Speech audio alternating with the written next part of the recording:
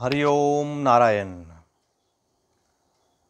ओम सदाशिवसमारंभां शंकराचार्यमध्यमाम् अस्मदाचार्यपर्यन्तां वंदे गुरुपरंपराम्।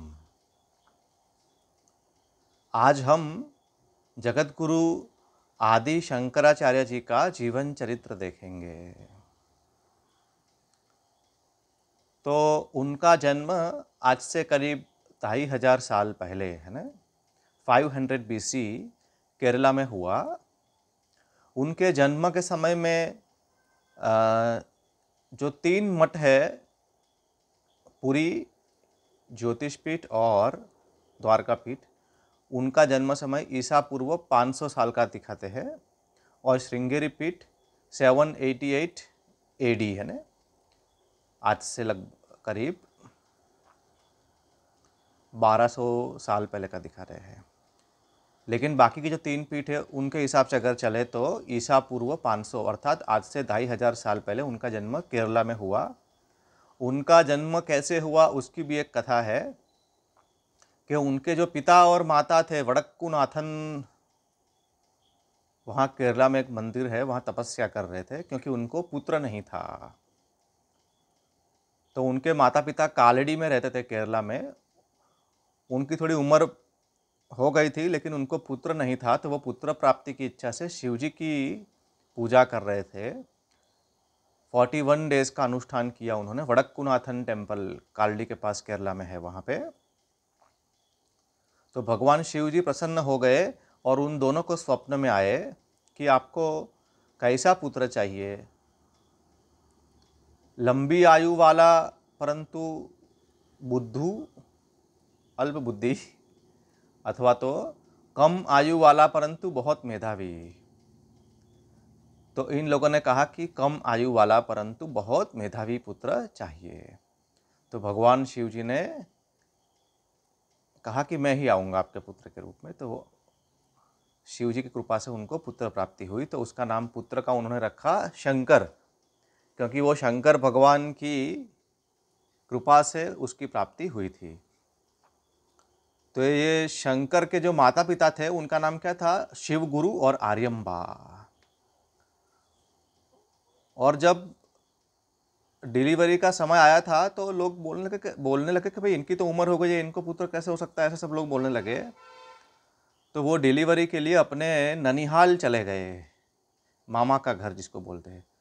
वो कालड़ी के पास वेलियानाथ डिस्ट्रिक्ट में है, वहाँ शंकर का जन्म हुआ था। ठीक है। तो ये शंकर का जब जन्म हुआ तो बचपन से ही बहुत मेधावी बुद्धिशाली था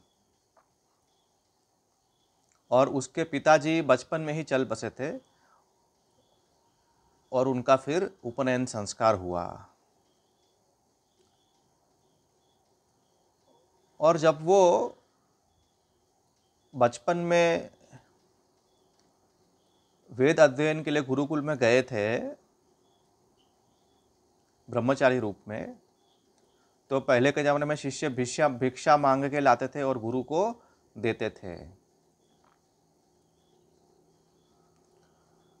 तो शंकराचार्य जी एक गरीब महिला, एक गरीब माता जी के वहाँ गए और वो माता जी के पास देने के लिए कुछ नहीं था। तो वो रोने लगे कि मेरे पास कुछ नहीं है।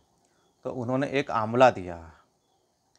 ये देख के शंकराचार्य जी का हृदय द्रवित हो गया कि अरे, ये मुझे भिक्षा देना चाहते हैं लेकिन इनके पास कुछ भी नहीं है।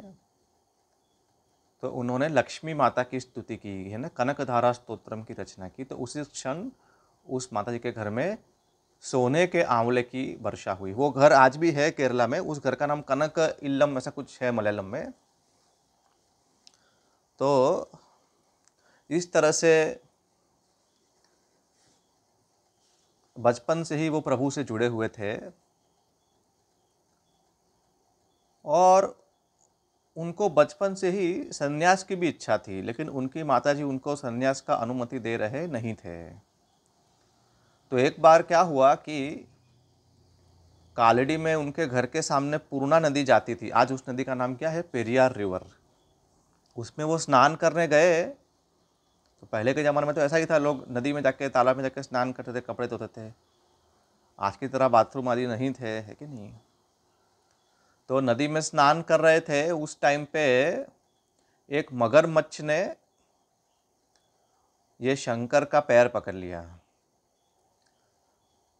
तो जो उनके मित्र थे वो सब दौड़ते दौड़ते आए, ये अम्मा को बोला कि अरे अम्मा, आपके बच्चे को मगरमच्छ ने पकड़ लिया है।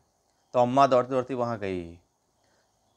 तो दूर से वो शंकर ने कहा कि अरे भाई, अभी तो मुझे सन्यास की अनुमति दे दो, मैं सन्यासी के रूप में मरूंगा, है कि नहीं। तो अम्मा ने कहा ठीक है, अनुमति देती हूँ। जैसे ही कहा अनुमति देती हूँ, तो शंकर ने क्या कहा, 3 बार ऐसा कहा, संन्यस्तो हम, संन्यस्तो हम, संन्यस्तो हम। मैं संन्यस्त हो चुका, मैं संन्यस्त हो चुका, मैं संन्यस्त हो चुका। तो क्या हुआ, वो मगरमच्छ ने उनका पैर छोड़ दिया और वो स्विमिंग करके वापस किनारे पे आ गए। बोले अभी तो आपने मुझे अनुमति दे दिया, अब मैं चलता हूँ। तो माता जी ने सोचा कि चलो इसकी बहुत इच्छा है, इसको अनुमति दे देते हैं। तो उनकी अम्मा ने स्वयं ही उनको गेरुआ वस्त्र दे दिया, भगवा वस्त्र। और शंकर ने स्वयं ही अपना विरजा होम कर लिया और वो साधु वेश में पैदल ही चल पड़े। कहाँ, ओमकारेश्वर, मध्य प्रदेश, नर्मदा किनारे। क्योंकि उस समय बहुत प्रसिद्ध संत स्वामी गोविंद पाद जी वहाँ रहते थे। तो उनके पास से कुछ ज्ञान प्राप्त करने के लिए ये शंकर वहाँ पहुँच गए पैदल, कालड़ी से, केरला से मध्य प्रदेश, ओमकारेश्वर। तो ये गोविंद पाद जी तो बहुत टाइम से समाधि में थे। उनसे पढ़ने के लिए बहुत वृद्ध वृद्ध शिष्य बहुत समय से प्रतीक्षा कर रहे थे। तो ये शंकर ने जाके ये समाधिस्थ गुरु के सामने नमस्कार किया। तो वो गुरु ने पूछा तुम कौन हो। तो शंकर ने 10 श्लोक में कहा। हर एक श्लोक के अंत में क्या आता था, मैं शिव हूँ, मैं शिव हूँ, शिव केवलो हम, शिव केवलो हम। ये ग्रंथ को बोलते हैं दशश्लोकी। तो इतने ज्ञानी शिष्य को देख के गोविंद पाद जी बहुत प्रसन्न हो गए और उन्होंने उनको वेदांत, ज्ञान, भक्ति, योग सब सिखाया। और इन सब शास्त्रों में महारथ, इन सब साधना में महारथ प्राप्त कर ली उन्होंने। तब सबसे पहले गुरुजी गोविंद पाद जी ने उनको कहा कि चलो पहले तुम विष्णु सहस्रनाम पे पाठ लिख, भाष्य लिख के दिखाओ, कैसा लिखते हो। तो उन्होंने बहुत सुंदर भाष्य लिखा। ये देख के गुरुजी ने कहा कि ठीक है, अब तुम प्रस्थानत्रय पे भाष्य लिख दो। तो ये शंकराचार्य जी प्रस्थानत्रय, गीता, 10 उपनिषद और ब्रह्मसूत्र, इनके ऊपर भाष्य लिखने लगे। तो वो पूरे भारत में भ्रमण करने लगे, हर जगह पे बड़े बड़े मंदिरों की जीर्णोद्धार, प्राण प्रतिष्ठा करने लगे। तो इसके लिए उनको शिष्यों की भी आवश्यकता थी, विद्वान शिष्यों की। तो उन्होंने वो चलते चलते प्रयागराज चले गए, है ना। तो प्रयागराज में संगम पे कुमारिल भट्ट अग्नि समाधि ले रहे थे। वो तो इसलिए गए थे कि भाई कुमारिल भट्ट इतने बड़े विद्वान हैं, अपने शास्त्र के ऊपर कुछ उनसे वार्तिक आदि लिखवा देंगे। लेकिन कुमारिल भट्ट तो अग्नि समाधि ले रहे थे। तो इन्होंने पूछा कि आप क्यों अग्नि समाधि ले रहे हैं। तो उन्होंने कहा कि मैं एक चुस्त वैदिक हूँ मैं इतना बड़ा वैदिक हूँ कि मैंने शास्त्रार्थ करके बहुत लोगों को पराजित कर दिया। पहले के ज़माने में कैसा था कि जो लोग वैद मार्ग से भ्रष्ट हो जाते थे, सबके पूर्वज तो हिंदू ही थे, वैदिक। लेकिन पहले के ज़माने में जो लोग गलती से, मिसअंडरस्टैंडिंग से, छल बल कपट से वेद मार्ग से अगर भ्रष्ट हो गए, तो क्या होता था, जो बड़े बड़े वैदिक होते थे वो उस गांव के जो मुखिया होते थे, जो सबसे बड़े विद्वान पंडित, उनसे शास्त्रार्थ करते थे। अगर पंडित जो उस गांव के मेन होते थे उनको लगता था कि हाँ ये बात सही है, तो वो वेद मार्ग पे वापस आ जाते थे। तो उस गांव के सबसे बड़े विद्वान अगर वेद मार्ग पे वापस आ गए तो उस गांव में रहने वाले सभी लोग वापस वेद मार्ग में आ जाते थे। ऐसा था उस टाइम पे। तो इस तरह से कुमारिल भट्ट ने बहुत लोगों से शास्त्रार्थ करके बहुत लोग जो वेद मार्ग से भ्रमित हो गए थे उनको वापस वेद मार्ग में ले आए। बहुत लोग बहुत आदी हो गए थे, है कि नहीं। तो एक बार क्या हुआ कि शास्त्रार्थ करना होता है तो उनका भी विद्या सीखना पड़ता है। तो कुमारिल भट्ट वेश बदल के बौद्ध बन के गए, बौद्ध गुरु के पास। थे वो हिंदू, लेकिन वेश बदल के बौद्ध बन के बौद्ध गुरु के पास गए और उनसे बौद्ध शास्त्र सीखने लगे। और इतना अच्छा ज्ञान प्राप्त किया बौद्ध शास्त्रों का कि वो बौद्ध गुरु को ही शास्त्रार्थ में पराजित कर दिया कुमारिल भट्ट ने। इतने बड़े विद्वान थे पूर्व मीमांसा दर्शन के। लेकिन क्या हुआ, एक बार वो बौद्ध गुरु वेद की निंदा कर रहे थे, तो कुमारिल भट्ट की आंखों में से आंसू आने लगे, कह रहे मेरे वेद भगवान की निंदा कर रहे हैं। तो वो बौद्ध गुरु समझ गए कि ये तो हिंदू है, वैदिक है, वेश बदल के आया है। तो उन्होंने क्या कहा अपने शिष्यों को कि इसको उठा के पहाड़ के ऊपर से नीचे फेंक दो, मार डालो मतलब। तो कुमारिल भट्ट को उठा के पहाड़ के ऊपर से नीचे फेंक दिया गया। लेकिन गिरते गिरते वो बोले कि अगर वेद सत्य है तो मैं बच जाऊंगा। तो वो बच गए, सिर्फ एक आंख उनकी फूट गई, नारायण। तो उन्होंने कहा कि मैंने ऐसा कहा नहीं, अगर वेद सत्य है, अगर लगाया ना, इसीलिए मेरी एक आंख फूट गई। अगर ये कहा होता कि वेद सत्य ही है तो मुझे कुछ नहीं होता। ऐसे प्रचंड वैदिक महापुरुष थे। लेकिन बाद में उनको लगा कि अरे मैंने गुरुद्रोह कर दिया तो कुछ प्रायश्चित करता हूँ। तो गुरुद्रोह के प्रायश्चित के रूप में अग्नि समाधि का विधान है। तो उन्होंने संगम में सब पत्ते और सब इकट्ठा करके अपने आप को वो जलाने वाले थे। तो उन्होंने कहा कि शंकराचार्य जी आप ही मुझे अपने हाथ से जला दीजिए, आप जैसे महापुरुष के हाथ से मुझे समाधि मिलेगी, कितना अच्छा होगा मेरे लिए, मेरा सदगति होगा।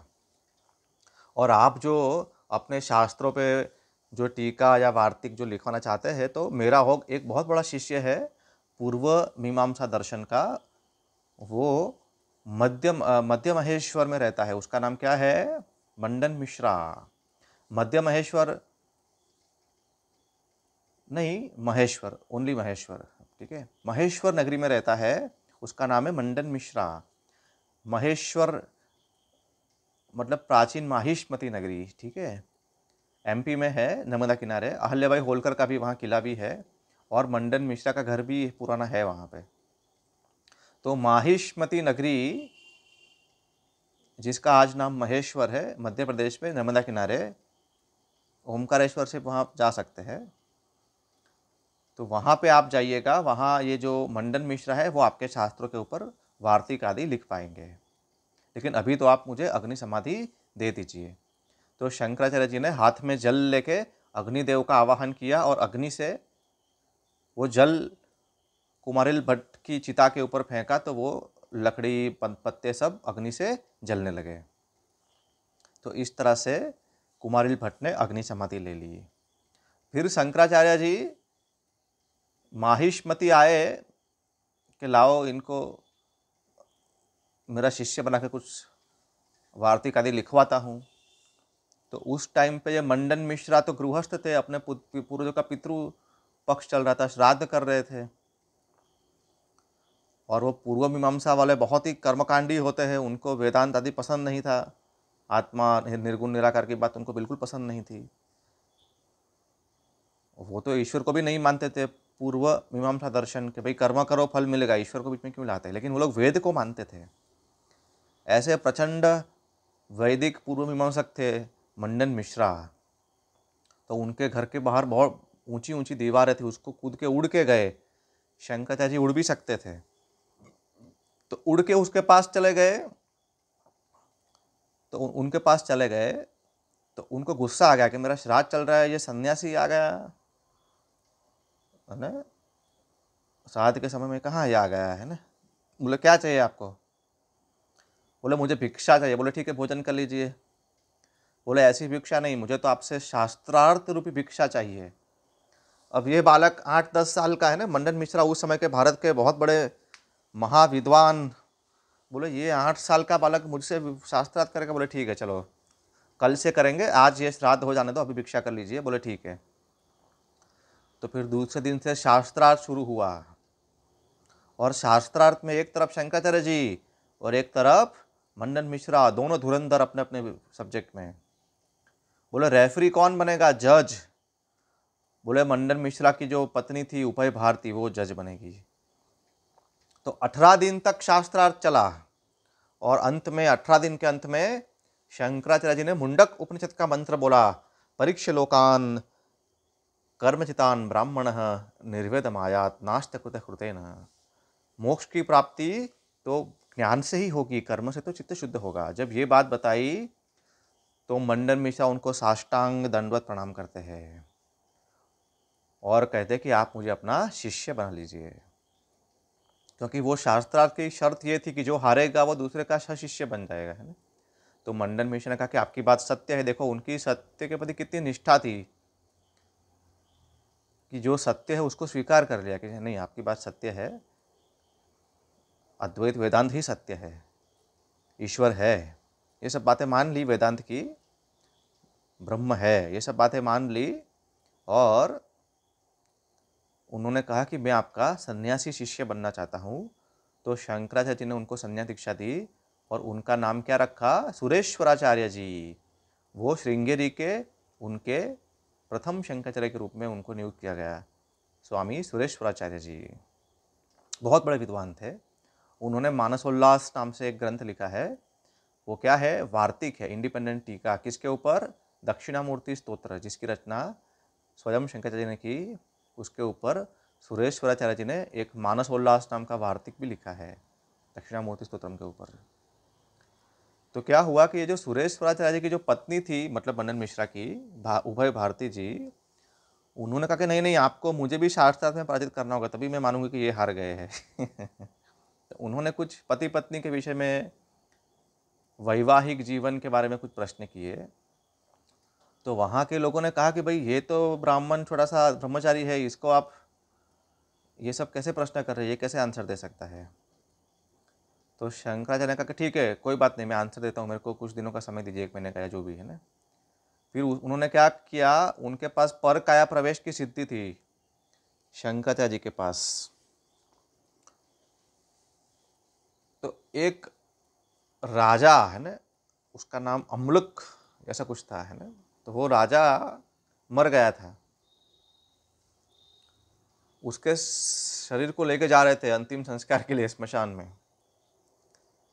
तो ये शंकराचार्य ने क्या किया, वो मृत शरीर में प्रवेश हो गए और अपने शिष्यों को कहा कि मैं 1 महीने के बाद इनके शरीर में से निकल के वापस मेरे शरीर में आ जाऊंगा, आप लोग मेरे शरीर को संभाल के रखिएगा। तो ये सब लोग अंतिम संस्कार के लिए लेके जा रहे थे, इतने में तो वो उठ के खड़े हो गए, वो राजा वापस। सब लोग खुश होकर कह रहे हमारे राजा तो जिंदा है, वापस राजमहल ले गए। सब लोग बहुत खुश हो गए, नाच गाना उत्सव किया। और फिर वो राजा के शरीर में रहते हुए शंकराचार्य ने जान लिया कि वैवाहिक जीवन कैसे होता है। वापस 1 महीने के बाद वो राजा के शरीर में से निकल के अपने शरीर में आ गए, सन्यासी के बॉडी में। और वो उभय भारती को सब उत्तर दिए। तो उभय भारती ने कहा, नमस्कार, आप सब सही बोल रहे हैं, आप महाज्ञानी विद्वान है, ले जाइए मेरे पतिदेव को सन्यासी बना के, है ना। हम लोग हार गए, है ना, आप सही है। तो फिर मंडन मिश्रा सुरेश्वराचार्य के रूप में शंकराचार्य जी के साथ ही चलने लगे। ठीक है। इस तरह से भारत में उन्होंने 4 शिष्य बनाए और सब ग्रंथों के ऊपर इतने सारे भाष्य लिखे कि उनका नाम क्या हो गया, भगवान भाष्यकार जी। ठीक है। शिव जी के अवतार थे, परम विद्वान ज्ञानी थे तो भगवान बोलते थे। और भाष्यकार मतलब जिन्होंने गीता, उपनिषद, ब्रह्मसूत्र के ऊपर भाष्य लिखे, इसलिए उनको क्या बोलते हैं, भगवान भाष्यकार जी। इसलिए आदि शंकराचार्य जी का नाम क्या हो गया, भगवान भाष्यकार जी। हमारी संस्कृति में बड़े पुरुषों को नाम से नहीं बुलाते हैं ना, तो बार बार आदि शंकराचार्य जी ऐसा न बोलते हुए मैं क्या बोलूंगा, भगवान भाष्यकार जी। तो ये भगवान भाष्यकार जी भारत भ्रमण कर रहे थे, तो उस समय उनका एक शिष्य था जो शास्त्रों के अंदर बहुत बड़ा ज्ञाता नहीं था, लेकिन उनके कपड़े धोना, वस्त्र धोना, ये सब उनकी सेवा करता था, है ना। तो एक दिन कक्षा में वो शिष्य नहीं आया था, गिरी नाम से। तो भाष्यकार जी ने कक्षा शुरू नहीं की, तो सब लोग ने कहा कि अरे आप पढ़ना शुरू कीजिए, उसको क्या आता है, उसके लिए क्यों प्रतीक्षा कर रहे हैं। तो भाष्यकार जी का हृदय द्रवित हो गया, करे मेरे शिष्य के लिए ऐसा बोल रहे हैं, इन लोगों को पता नहीं कि इसका कैसा क्षमता है। तो उन्होंने ध्यानस्थ होकर अपने शिष्य को ब्रह्माकार वृत्ति वो शिष्य के हृदय में उदित की। तो वो गिरी नदी किनारे उनके वस्त्र धो रहा था, वहाँ बैठे बैठे उसको ब्रह्म ज्ञान हुआ। तो वो समझ गया कि ये क्या हुआ, गुरु की कृपा हो गई है, क्या हुआ। तो भागते भागते आता है, साष्टांग दंडवत प्रणाम करता है। और जिसको ज़्यादा कुछ आता नहीं था, वो सबसे मुश्किल तोटक छंद में गुरु की स्तुति करता है विदिताखिलशास्त्रसुधा जलधे महितोपनिषत् कथितार्थनिधे हृदये कलये विमलं चरणं भवशङ्करदेशिक मे शरणं भवशङ्करदेशिक मे शरणम्। तो सब लोग चौंक गए कि अरे जिसको ज़्यादा कुछ शास्त्र आता नहीं है, ये व्याकरण का सबसे मुश्किल तोटक छंद में संस्कृत के अंदर ऐसी रचना करके सुना रहा है, तो वो तो मुक्त हो गया। तो चूंकि उसने तोटक छंद में ये रचना की तो उसका नाम क्या हो गया? तोटकाचार्य। उसको भी संन्यास दीक्षा दे दी और वो तोटकाचार्य बने द्वारका पीठ के पहले शंकराचार्य। भाष्यकार जी ने भारत के 4 कोने में 4 पीठ की स्थापना की, जहां उन्होंने अपने एक एक शिष्य को स्थापित किया। और हर एक पीठ के जो आचार्य होते हैं उनको भी क्या बोलते हैं? शंकराचार्य। वो अपने वैदिक धर्म के प्रचार प्रसार का कार्य करते हैं। तो कर्नाटक में दक्षिण में श्रृंगेरी में पहले आचार्य कौन हो गए? सुरेश्वराचार्य जी। द्वारका में सबसे पहले आचार्य कौन हो गए? तोटकाचार्य जी। जगन्नाथपुरी में गोवर्धन मठ के पहले आचार्य कौन हो गए? पद्मपादाचार्य जी। और उत्तर में बद्रीनाथ के पास ज्योतिर्मठ, उसका आज नाम क्या है? जोशी मठ, उसके पहले आचार्य कौन हो गए? हस्तामलकाचार्य जी। तो जब पद्मपाद जी और हस्तामलक की स्टोरी, हस्तामलक जी की स्टोरी ऐसी है, स्टोरी क्या, वो तो वास्तविक घटना है कि एक बार भाष्यकार जी भारत में भ्रमण कर रहे थे तो एक वृद्ध माता पिता आए। उनका पुत्र जो था वो बिल्कुल पागल की तरह रहता था, रेत में ऐसे लेट रहा था, कुछ ज़्यादा बोलता नहीं था। तो उन्होंने कहा कि ये हमारा बच्चा पागल जैसा है, आप कुछ कृपा करो इसके ऊपर, इसको ठीक करो। तो भाष्यकार जी ने कहा कि ये बच्चा आपके काम का नहीं है ना, ये तो मुझे दे दो। और वो बच्चे को पूछा कि तुम कौन हो? तो सब लोग जिसको पागल समझते थे वो बच्चा बोलता है मैं तो आत्मा हूं। वो क्या बोलता है? जिस तरह से बादल से सूर्य ढका हुआ होता है उस तरह से अविद्या से आत्मा ढका हुआ होता है, लेकिन वास्तव में सूर्य तो स्वयं प्रकाश है, वो बादल से नहीं ढकता है। हमारी दृष्टि बादल से ढकती है, सूर्य नहीं। उसी तरह से अविद्या से आत्मा नहीं ढका है, अविद्या से हमारा ज्ञान ढका है। तो आत्मा तो नित्य उपलब्धि स्वरूप है, मैं वो आत्मा हूँ, ऐसा वो बालक बोलता है। घनच्छन्न दृष्टिर्घनच्छन्नमर्कं यथा मन्यते निष्प्रभं चातिमूढः तथा बद्धवद्भाति यो मूढदृष्टेः स नित्योपलब्धि स्वरूपोऽहमात्मा स नित्योपलब्धि स्वरूपोऽहमात्मा, ऐसा बोलता है। तो भाष्यकार जी ने कहा अरे इसको तो हाथ में रखे हुए आंवले की तरह, जैसे हाथ में रखा हुआ आंवला कैसा स्पष्ट दिखता है, ऐसे इसको आत्मा का स्पष्ट बोध है, इसलिए उसका नाम क्या रख लिया? हस्तामलक। हस्तामलक है ना, हस्तामलकाचार्य जी। हस्त आमलक, हस्तामलकाचार्य जी। और उसके माता पिता को कहा कि इसको मुझे दे दो, जो आपके काम का नहीं है। तो माता पिता ने कहा ठीक है आप इसको ले जाइए। तो वो हस्तामलकाचार्य जी को भी उनको ले गए और उनका उनको जोशी मठ का पहला आचार्य बनाया, ज्योतिर्मठ का। और उनका एक शिष्य था, उसकी गुरु भक्ति बहुत थी, लेकिन बाकी शिष्य उससे द्वेष करते थे कि ये गुरु का बहुत प्रिय है। आश्रमों के अंदर कभी कभी होता है ऐसा कि कोई बहुत अच्छा बालक होता है शिष्य, तो गुरु उससे बहुत प्यार करते हैं, तो बाकी शिष्यों को वो विद्यार्थी का द्वेष होता है कि ये गुरु का इतना प्रिय कैसे है। तो शंकराचार्य जी भाष्यकार जी समझ गए कि बाकी शिष्यों के मन में क्या है। तो सबको दिखाने के लिए कि ये कितना बड़ा गुरु भक्त है, एक दिन उन्होंने नाटक किया। क्या नाटक किया? सब लोग नदी की एक तरफ थे, अलकनंदा की, और भाष्यकार जी ने कहा अरे जल्दी आओ, मैं कष्ट में हूँ, मैं मर रहा हूँ, जल्दी आओ जल्दी आओ। तो सब लोग दूर से कहीं कहीं पत्थर से या पुलिया से होते हुए आने का ट्राई कर रहे थे। पद्मपाद नदी के ऊपर ही चलने लगे, दौड़ने लगे कि मेरे गुरु को क्या हुआ। जहाँ जहाँ उन्होंने पैर रखा वहाँ वहाँ एक पद्म कमल आ गया, और कमल के ऊपर पैर रखते रखते उन्होंने नदी पार कर ली, इसलिए उनका नाम क्या हो गया? पद्मपादाचार्य जी। ठीक है, तो ऐसे महापुरुष थे।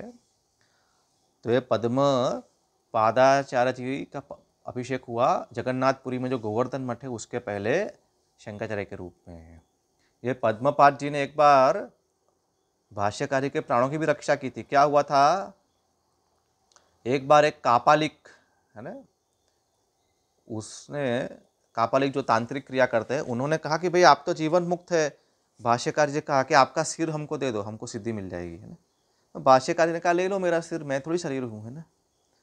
तो बोले ठीक है, रात को 12 बजे आप जंगल में आना, हम आपका सिर ले लेंगे काट के, है ना। तो भाष्यकार जी रात को चले गए, तो वो कापालिक उनका सिर काटने ही वाले थे। उतने में पद्म पादाचार्य जी नरसिंह भगवान के बहुत बड़े भक्त थे, तो उनके अंदर नरसिंह भगवान का आवेश हो गया। तो नरसिंह स्वरूप लेके वो कापालिक को खा गए, मार डाला, और भाष्यकारी के प्राणों की रक्षा हो गई। उसी तरह पद्म पादाचार्य जी ने एक और बार उनकी रक्षा की थी भाष्यकार जी की। भाष्यकार जी के ऊपर किसी ने तांत्रिक प्रयोग कर दिया था, कोई उनका नकली शिष्य बन के आया था और उसने उनके ऊपर तांत्रिक प्रयोग कर दिया था। तो भाष्यकारी का स्वास्थ्य बहुत खराब होने लगा था। तो पद्मपाद जी ने क्या किया, उल्टा तांत्रिक प्रयोग किया। तो जिसने प्रयोग किया था उसी के ऊपर वो रोग चला गया। तो सबको पता चलेगा कि ये नकली विद्यार्थी था, और भाष्यकारी का स्वास्थ्य फिर से ठीक हो गया। तो ऐसे थे पद्म पादाचार्य जी, ठीक है। तो ये 4 पीठ के 4 शंकराचार्य जी हो गए। इनके साथ भाष्यकार जी भारत भर में घूमे, बहुत सारे मंदिरों का जीर्णोद्धार किया, प्राण प्रतिष्ठा की, पूजा की पद्धति का विधान किया, बहुत विद्वानों से शास्त्रार्थ किया, और पूरे भारत में फिर से वैदिक सनातन धर्म को सुदृढ़ किया। अगर आज हम हिंदू हैं तो सिर्फ और सिर्फ जगत गुरु आदि शंकराचार्य के कारण, ठीक है। जैसे बद्रीनाथ में जो पूजा होती है तो उसका पंडित कौन होते हैं, केरल से आते हैं, नाम्बूदिरी रावल जी बोलते हैं ना, ब्रह्मचारी होते हैं। पशुपतिनाथ के पंडित जी कर्नाटक के ब्राह्मण होते हैं। द्वारका की पूजा पद्धति, तिरुपति, रामेश्वरम, सभी का पूजा पद्धति उन्होंने, गुरुवायूर, पूरे मंदिरों में कैसे पूजा होगी सब उन्होंने फिक्स किया, ठीक है। तो ऐसे जो महापुरुष थे जगत गुरु आदि शंकराचार्य जी और उनके 4 शिष्य। और फिर उन्होंने, उनका आयुष्य बहुत कम था। उनके आयुष्य में 8 साल की उम्र में एक घात थी, तब वो बच गए। जब उन्होंने संन्यास ले लिया तो वो मगरमच्छ ने पकड़ा था ना, उस टाइम में मरने वाले थे, लेकिन संन्यास ले लिया तो उनको आयुष्य बढ़ गया। फिर जब वो 16 साल के थे तब उनका आयुष्य समाप्त होने वाला था। तो तब उनका आयुष्य कैसे बढ़ा, भगवान वेद व्यास जी एक वृद्ध ब्राह्मण के रूप में रोज उनका प्रवचन सुनने आते थे बद्रीनाथ में या कहीं और, जहाँ पे वो ब्रह्म सूत्र के ऊपर क्या लिख रहे थे, ब्रह्म सूत्र के ऊपर जब वो भाष्य लिख रहे थे, उस समय एक वृद्ध ब्राह्मण रोज वहाँ आता था और उनकी बात सुनता था और प्रश्न किया करता था बहुत सारे। बहुत दिन हो गए, तो पद्मपाद जी को लगा कि ये कोई साधारण मनुष्य नहीं है। तो उन्होंने भाष्यकारी को कहा कि ये कोई साधारण मनुष्य नहीं है। तो फिर दूसरे दिन भाष्यकारी ने पूछा कि आप कौन है, तो उन्होंने प्रकट किया कि मैं तो महर्षि वेदव्यास हूँ। और वेद व्यास ने कहा कि तुमने जो अर्थ किया है मेरे ब्रह्मसूत्र का बिल्कुल ठीक किया है, तुमको और भी बहुत कुछ कार्य करना है, इसलिए मैं तुमको 16 साल और देता हूँ। तो उनका आयुष्य 16 साल से बढ़कर कितना हो गया, 32 साल का हो गया। और जब 32 साल हो गए, उतने समय के अंदर तो उन्होंने पूरे भारत में, नेपाल में अखंड सनातन वैदिक धर्म को फिर से सुदृढ़ कर दिया था। बहुत लोग बौद्ध बन गए थे, कुछ लोग जैन बन गए थे। भविष्य में मुस्लिमों का भी आक्रमण होने वाला था। ऐसे समय में अगर सब लोग वैदिक नहीं होते तो भारत की रक्षा नहीं हो पाती। लेकिन उन्होंने फिर से सबको वैदिक बना दिया, ठीक है। तो क्षत्रिय आदि भी तैयार हो गए लड़ने के लिए। तो जब बाद में आक्रमण हुए बहुत सारे, तो अभी हम बचे हुए हैं।